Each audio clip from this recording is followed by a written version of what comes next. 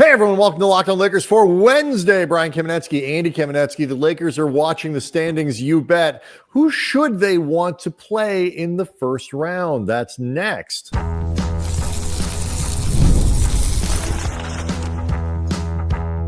You are Locked On Lakers, your daily Los Angeles Lakers podcast, part of the Locked On Podcast Network, your team every day. Thanks to everybody for making Locked On Lakers first listen of every day, Monday through Friday, sometimes on weekends, no matter how where you get your podcast. This one is always going to be free, never behind a paywall.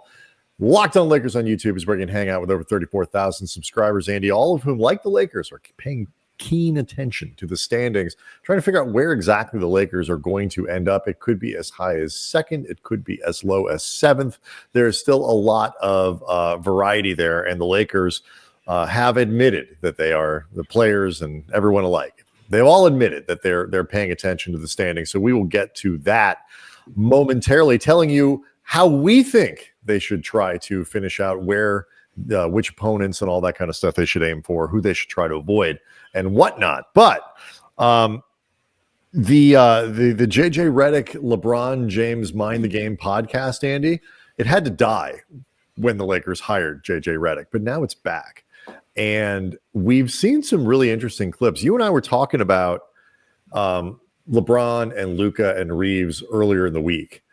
And it just so happens that is one of the clips that's been out and circulating from the Steve Nash now hosted version of the Mind the Game podcast. And LeBron is getting into how he functions differently in the offense and what the potential for that is going forward.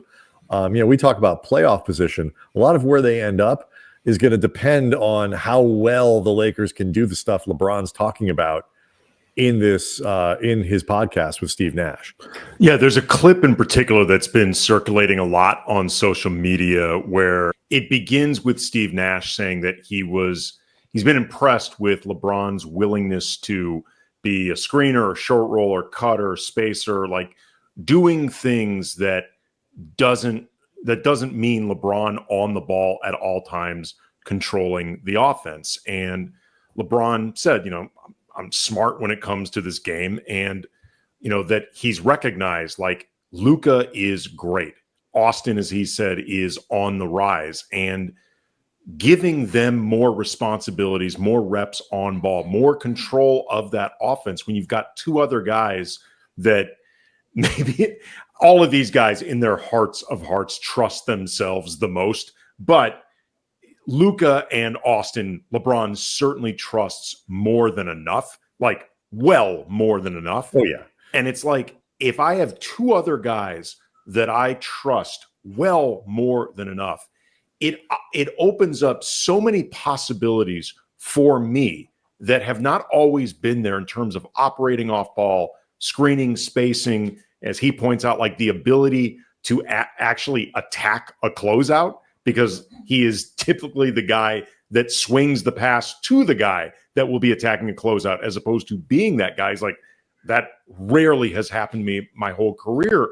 It opens up all these different options for LeBron that can make him more dangerous, make the team more dangerous, and, oh, by the way, make his life easier in season 22.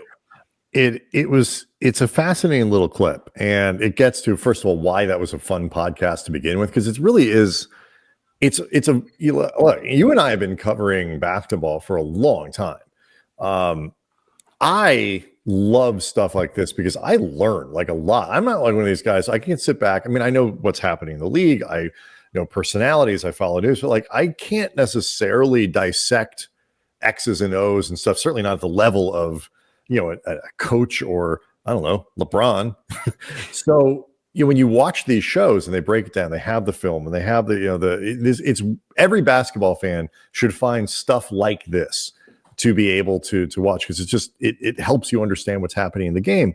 But like one of the things that he talks about too is when he gets the ball off the short roll and settles into the high post or something like that, and listening to LeBron break down now what he's able to see and do, and the supreme confidence that he feels, that he knows that if he can get to that spot, he owns that possession at that point, either with the pass, either by continuing to sort of break down a player if he wants to post up, or by putting the ball on the floor and either finishing at the rim, whatever he wants to do, he can, because it started the possession where he wasn't the recipient of 5 sets of eyes. Those 5 sets of eyes, or at least 3 of the 5, are watching Luka Doncic because they have to. And I don't think they've gotten it perfect yet. Like, there are times, like Nash referenced sort of the your turn, my turn thing that can happen in situations like these. And there have been times when the Lakers, LeBron and Luka, have kind of devolved into that. That Orlando game in particular was one that really jumped out. And some of that time, sometimes that's, your offense gets out of rhythm. You don't hit the right spot. You don't quite get the right calls. The switches don't work the way you want them, whatever it might be. It's never going to work perfectly. But it's not just hearing like how LeBron understands that he's got these incredible matchups and advantages he's never really been able to take advantage of. Certainly not in the Lakers era, because even with AD, again, LeBron is the one initiating the offense. But the excitement, he's like, you can tell he's excited about being able to do things differently in his 22nd year than he has been basically in the other ones. And it's funny because when the Lakers, when we learned that they got Luka, there was at least from our perspective, a surprising amount of skepticism about Luka and LeBron being able to learn to play off each other, which, again, you and I raised certain questions about this new incarnation of the Lakers, because I think there were questions that were worth raising in terms of, like, did they lose too much defense with AD and Max Christie out the door? Will there be enough time for everyone to get on the same page? Like, all of that stuff. But the LeBron-Luka dynamic, there's only one ball. How are they going to work out these egos? That was something you and I from the beginning were like, that's not going to be a thing. And what was funny to me is when a lot of people, the skeptics, they would bring up, LeBron and Wade, they took a while to make it work. And it's like, okay, that team still went to the finals. They won 58 games. Like, clearly they managed to make something work. Right. And a while in this case was like, it was like 16, and they were like 16 and 16, something like that. They were 9-8 when there was that infamous meeting. Games. Right. The infamous meeting where LeBron, Wade, and Bosh went to Pat Riley, wanting him to fire Spoelstra, and Riley said no, Spoelstra stays.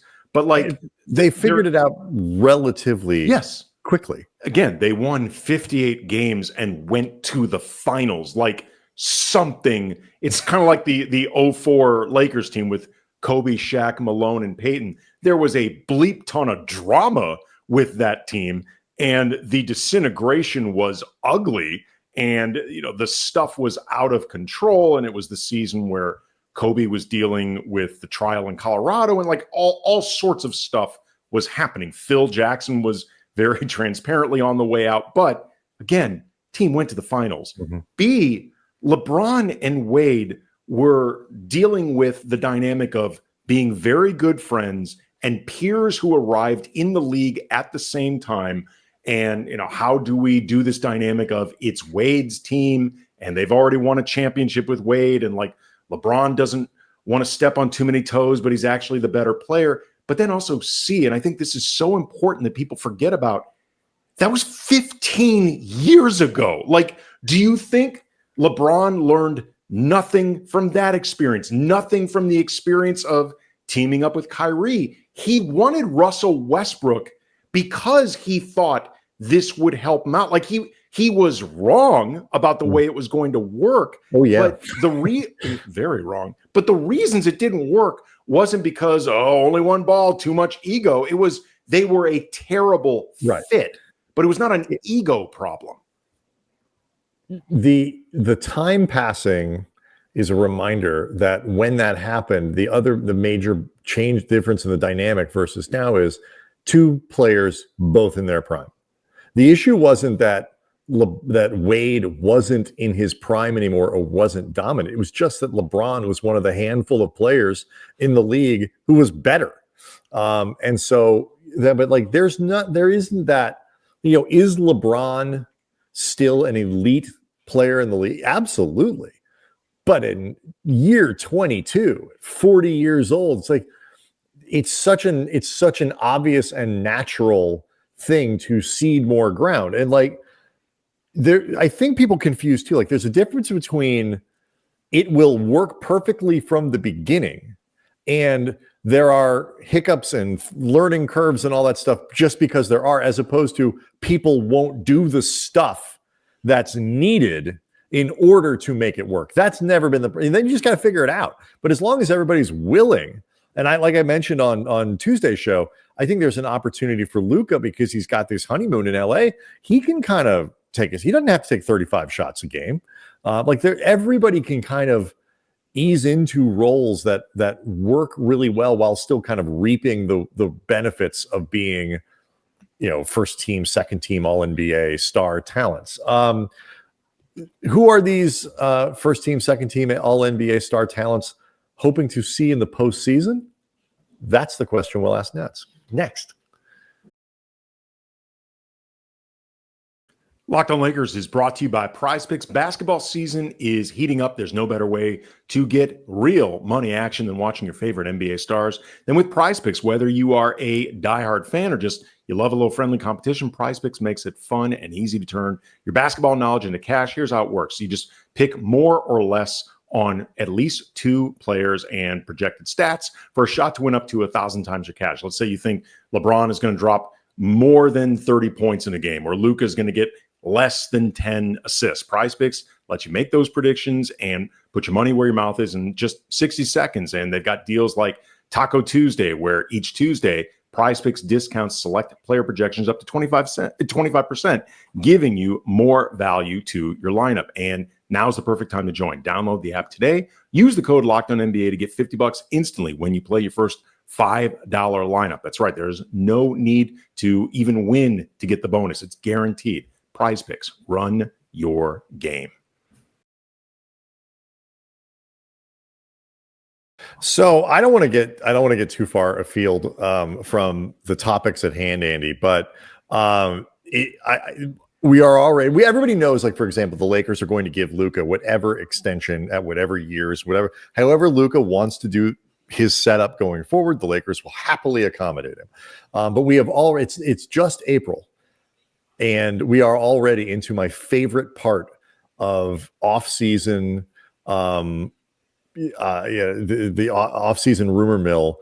Anthony Slater covers the Warriors for The Athletic, is reporting that Jonathan Kuminga is seeking will seek a 5-year, $224 million extension this offseason, max contract. Sure. Why not? I mean, okay. I would too. So am I. I love this. Jonathan Kuminga reportedly seeking a 5-year, $224 million max contract this offseason.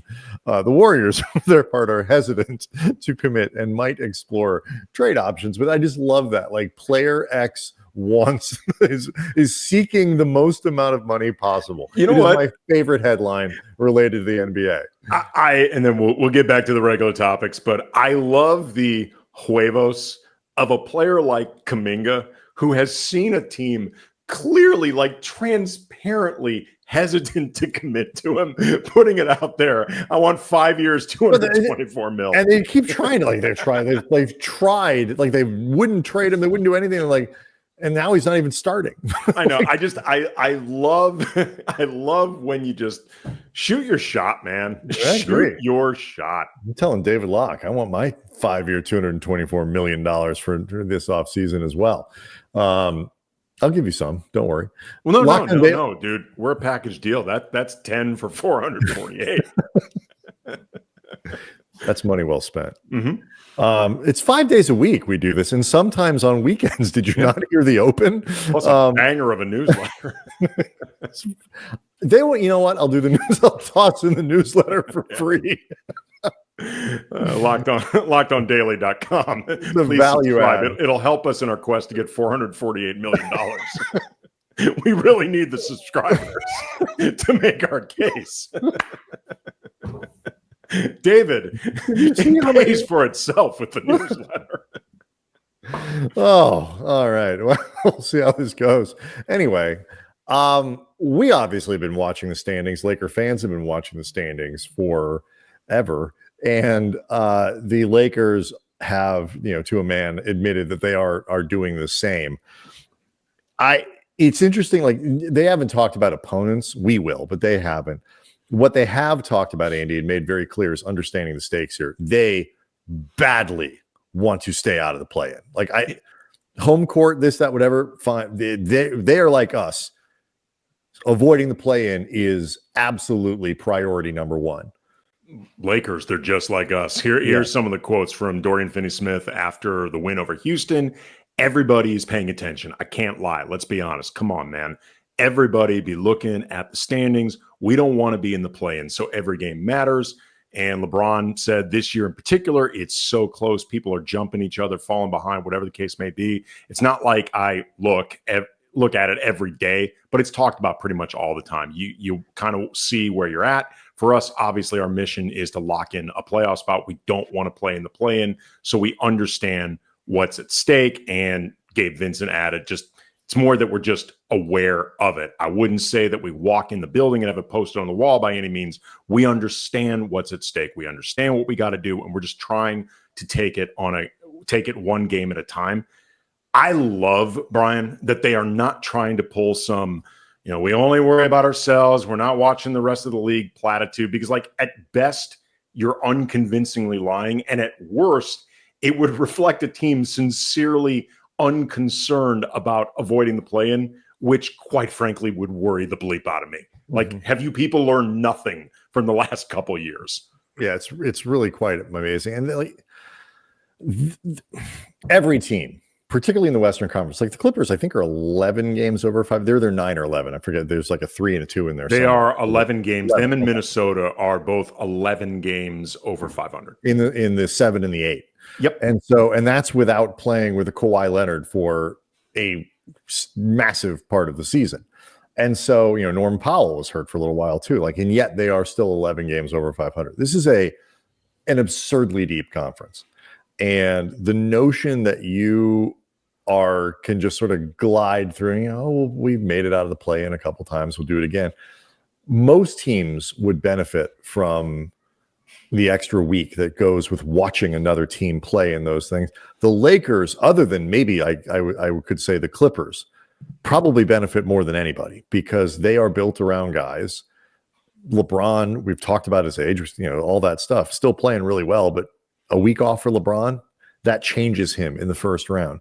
Luka, between you and me, looks like a week off could help. I mean, the guy's Ruiz, banged up. By his own admission, 70 to 80% with that knee. He could use the time off. Dorian Finney-Smith has been dealing with that ankle back in Brooklyn, much less since joining the Lakers. Right. Austin has looked tired at times. He hit in the face 14 times a day. Jackson Hayes missed a bunch of games. Gabe has had to sit occasionally on the second end of a back-to-back or have some type of maintenance. They could all, Vando has, to put it generously, his availability has been in flux during his time with the Lakers. Everyone could use it. And if you're a Locked On Nuggets fan, you could argue like every team has guys, but when you just look at the profile, it obviously benefits the Lakers as much as any team, as much as it could benefit any team. And I think it changes their fortunes in terms of their capacity to go deep into the playoffs to get there as well. Not because if everything goes well between now and the end of the season, it probably will not impact their first round opponent, because they are, if things go well, going to probably play the 6th seed, or they're probably going to play the 5 seed. They'll be somewhere in there. Chances of getting up to 2 even by beating Houston on Monday, are still lower.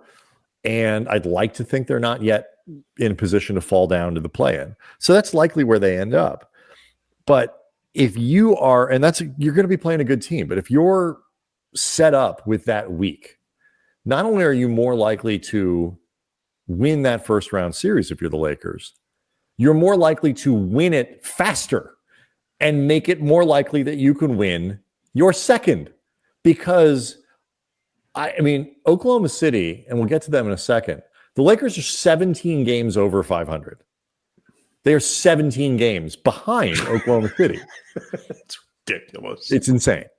I go back to it. The Clippers and the Timberwolves, who have had their share of problems. No, don't get me wrong. Those are really strong 7 and 8 seeds. Mm-hmm. Like, you don't normally get a potential 8 seed that's going to run at you with James Harden, Kawhi Leonard, and Norman Powell. It is such a brutal conference, and any little advantage that you can give yourself, whether it's an extra home game in the first round, whether it's sitting while other teams have to play their way into the playoffs. I also liked how DFS talked about it, where he didn't refer to the play-in as the playoffs, because that's always been a question that I've had. Like, if you make the play-in, are you technically in the playoffs or not? According to Dorian Finney-Smith, you are not. You're in the playoffs once you punch your ticket. You got to get out of the play-in first, right? No, if you were a 10 seed in the play-in and got eliminated in your game against the 9, no, you did not make the playoffs. Right, okay. No. All right. No, you made the play-in. Sure, the same language here. Otherwise, they would call it like playoffs junior or something. It's not like the weak-ass playoffs or whatever. They would call it some form of the playoffs. They don't. They call it the play-in. The in is for the into the off. Inside the off. Right. Yes. Okay. Got it. Should the Lakers be thinking about an opponent, though? Is it that a needle that you can thread so finely? That is my question for you, Andy, next. Locked on Lakers is brought to you by Monarch Money. You ever check your bank account and wonder, where did all the money go? But between all the time, but between dining out, online shopping, entertainment, taking care of loved ones, children, they're just leeches. It's easy to lose track. I love my daughter so much. That's where the Monarch Money comes in. Your personal the money I steal from your account. Your personal CFO giving you full visibility and control over your finances. Monarch Money, it's not just a budgeting app. It's your complete financial command center. You can track all of your accounts, investments, spending all in one place, so you can stop managing your money and start building wealth. You can enjoy convenience, and instead of juggling multiple apps, it's streamlined. So Monarch, you can use it in one place to check your finances, track spending, even plan long-term goals. You can manage money with your partner in a more smooth way, track shared and personal accounts, set goals, stay on the same page without the stress. Take control of your finances with Monarch Money. Use code LOCKEDONNBA at monarchmoney.com for 50% off your first year. That's Monarch Money, code LOCKEDONNBA for half off your first year. One important piece, and I don't know how this is impacted by the game on the 11th with Houston, but for the time being, at least, the Lakers currently have the tiebreaker over every Western Conference playoff team. Not Oklahoma City, but that is not relevant. No, doesn't matter. I mean, it wouldn't. They could sweep OKC this season. Whoop-de-doo! If they do get the tiebreaker, they ain't going to be no tie. No. But like, that is when you think about where they are in the standings, and what that could definitely come into play. That get that last game against Portland, the idea that it would be nice if that game didn't mean anything, and if it doesn't, the idea that you could sit guys for an extra game or a half or whatever it be, because the worst you can do is tie for fourth or tie for third, whatever it might be, and then you'll win. The little stuff like that, like their record against the Western Conference this year has been outstanding. And so that is an advantage that they'll carry in. the conference is super tight. They're 2 games basically outside of the 2. They're also like 2.5 games outside the 7. Not a lot of wiggle room in either direction. Do you have, I'm not even talking about trying to manipulate wins and losses to finish in a certain spot to try to draw a certain opponent. It's too tight to try to figure that out, at least right now. That is some serious FAFO territory right there. Somehow you end up playing the Thunder. If you start messing with, let's say, the 6, because moving down to the 5 makes no sense, because then you're just getting the same opponent, but with no home court. Right? Why would you do that? That's some galaxy brain bleep. I need to hear the rationale for that. Unless you're playing the Hawks in the first round, where Atlanta is essentially a home game as well. I guess so. I don't really even know if it's a thing for the Lakers, to be honest. Like, there's no manipulation to be done because you would only try to move up anyway. And honestly, I don't really have a preference between opponents. Like, I really don't. Like, I don't think the psychological thing with Denver exists anymore between the way the Lakers have played them recently and the fact that Luka and DFS and JJ, they don't carry that baggage. Everyone else, like the Lakers, they've played really well this year. They have the tiebreakers over all of them. Like, I think all of these teams will pose a challenge. Like, don't get me wrong, but I think the Lakers could fare very well against any of them. I mean, other than maybe my preference could be opening round versus the Clippers, just because you eliminate travel. Like, if the Clippers somehow got up, although if they somehow got up to 5, but I don't. Or the 6. They could certainly get to the 6 if the Lakers with the 3. Sure. Like, if it somehow works that way, just so you don't have any travel in that first round. I don't like that. I don't want to play. There are teams that I sort of scare me more than others. I put Minnesota a little bit lower just because I feel like they're just kind of a train wreck this year. I don't. Sure. They're winning a lot of games, but they don't have the vibe of a team that's going to. I'm not as frightened by Golden State, just because I think that matchup really now especially favors the Lakers. I think the Denver vibe is gone. But at the same time, they still have the best player on the planet. All of these teams will be a challenge. Like the Clippers, the Clippers are actually one of the teams that I think are most threatening to me, just from a matchup standpoint. But I agree with you. It's less about which opponent, because you're going to get somebody hard in the first round. You're going to get somebody hard in the second round. It's about trying to finish 2 or 3 and getting yourself on the other side of the bracket from Oklahoma City. Because, yes, I get it. They are technically have not been all the way there yet. They still haven't gotten to the finals. They still have steps to take according to the traditional official steps that you're supposed to do before you're declared a winner. They're so much better than everybody in the conference and have been all year long. And it's not like they haven't had their own injuries. Jalen Williams has missed time and Chet has missed a ton of time. Like, guys, Caruso's been out. Kaysen Wallace has been in and out of the lineup. Like, guys have been in and out of that lineup all season long. Shea's been healthy. Hartenstein missed some time. Yeah, but basically everybody's been in and out of the lineup except Shea, who's been pretty reliable all year. I mentioned it before. The Lakers are 17 games over 500. That's really good. They're 17 games behind Oklahoma City. Yeah. 17 games over 500, 17 games behind the conference leader. You don't want to play that team.